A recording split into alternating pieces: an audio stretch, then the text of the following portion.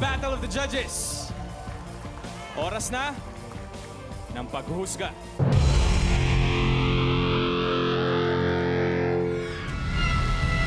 Ang unang magbibigay ng kanyang battle star ay si Kuya Jose. Ang boto ko ay binigay ko kay Miss Kat. At ang pangalawang battle star ay manggagaling kay Miss Annette. So, ang battle star ay ibibigay ko kay Kathy. Ang pangatlong battle star ay manggagaling sa'yo, B. Ang pinipili ko at binibigyan ko ng battle star ay si Clyde. Ang pang-apat na battle star from our studio audience ay ibibigay nila kay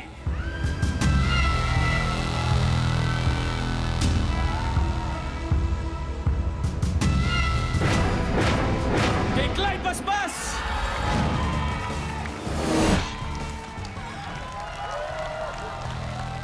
We have a tie. Tito Boy, I am very sorry, Tito Boy. Tito Boy, yung sitwasyon po na ayaw niyo mangyari ay dumating na. Ngunit base po sa rules ng ating show, in the event that this kind of moment comes, kailangan niyo pong i-break ang tie. So, Tito Boy, I know this is very difficult, but you have to make a choice between Miss Kathy and Clyde. Ganito, konting oras lang. Kasi hindi ko talaga alam kung paano ako magdedesisyon.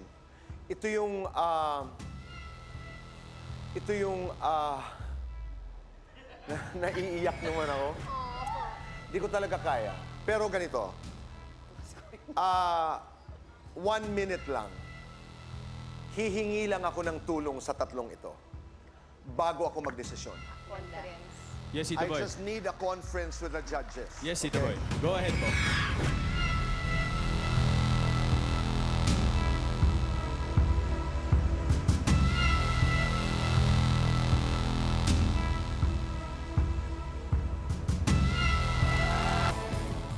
Oras na po para sa inyong desisyon. Nahihirapan pa rin ako. Kasi pagkatapos ang pagkahaba-haba na konsultasyon, hati pa rin kami lahat. Pero ako lang, kasi ako naniniwala ako sa swerte.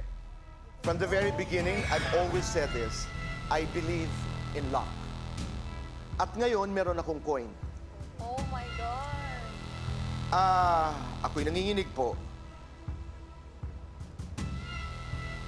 Pag tails, si Clyde. Pag head, si Kathy.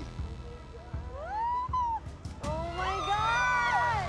Pag hagis mong ganon, kung sino yung hindi mananalo, siya yung lalapitan mo at aakapin.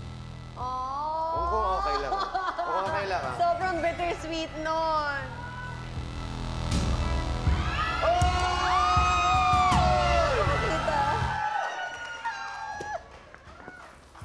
Para lamang merong akong witness. Si Bea na lang ang aking witness.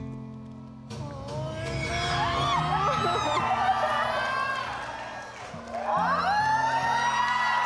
ng naisip mo. Si Abel. Si Kathy talaga. Ibig sabihin,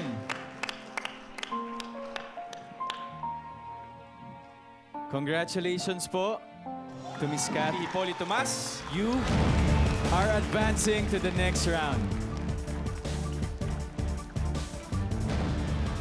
I love you, Tito Boy. Thank you, Clyde. Maraming salamat pa rin sa pagsali. We'll see you again. I love you, Clyde. Tito Boy, mabilisan lamang po. How do you feel po? Wow.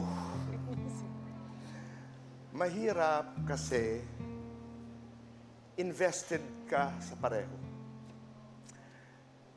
pinuntahan ko ang batang ito sa Barangay Balibago, ganon kataas ang respeto ko sa 11-year-old boy na ito, who is so committed to his art. Sobra ang paniniwala ko. Kasi tuloy ang laban. Thank you, Tito Boy. Congratulations. Miss Cathy, congratulations.